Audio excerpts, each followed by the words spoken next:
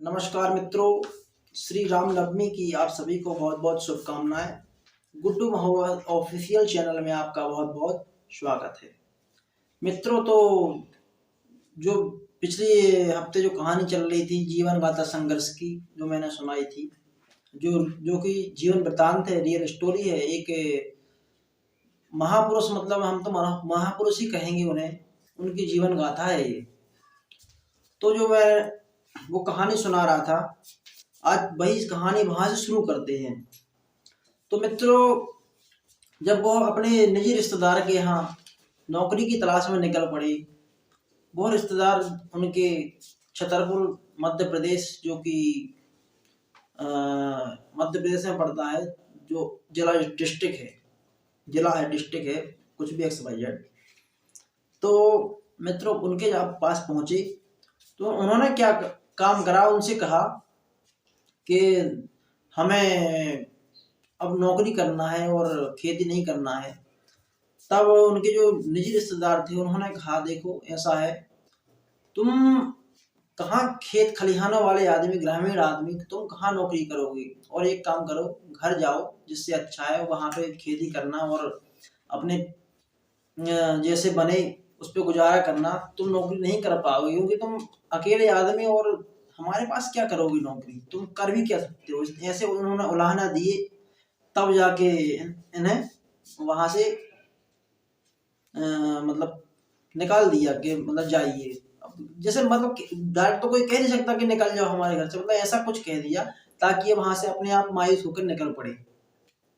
अब वहां से निकल पड़े, मगर दिल में तमन्ना थी नौकरी करने की। मित्रों, कहते हैं तमन्ना लग जाए, किसी बात की हट लग जाए, तो वो समझो अगर पूरी नहीं होती तो जीवन व्यर्थ है।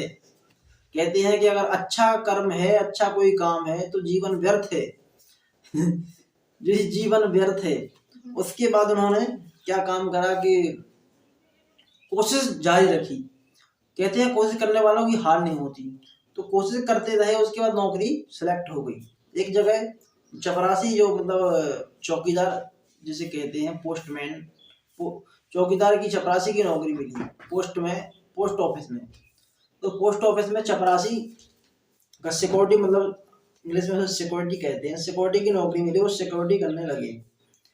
अब तो भैया सिक्योरिटी करने लगे और आगे की ओर सोचने लगे, अब कैसे क्या होगा। ऐसे ऐसे सारा उन्होंने प्लानिंग करता है, रोज आना रोज जाना साइकिल से शुरू कर दिया अपना यही गांव से।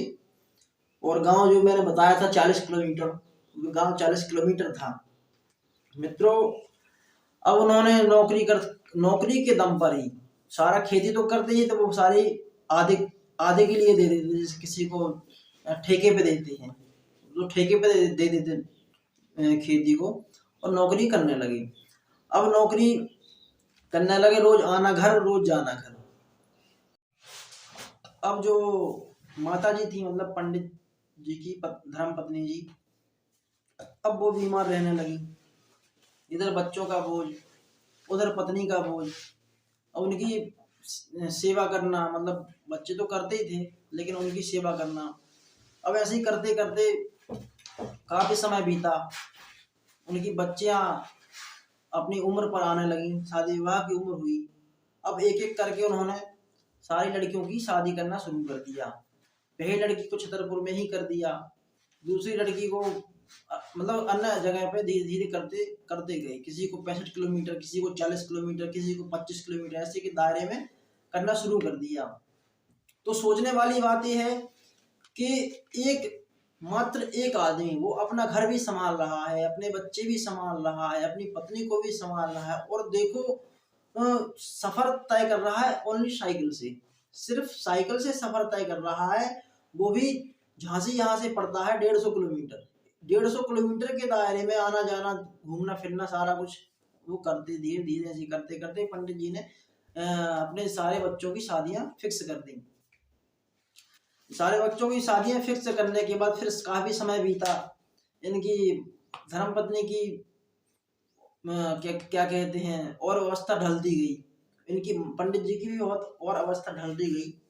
मगर पंडित जी की जो धर्मपत्नी जी थी, उनको उनकी कुछ ज्यादा ही ढलती गई। वो असहाय होने लगी धीरे धीरे। अब वो अगर कोई घर पे ना रहे, अब बच्चियां तो विदा हो चुकी थी।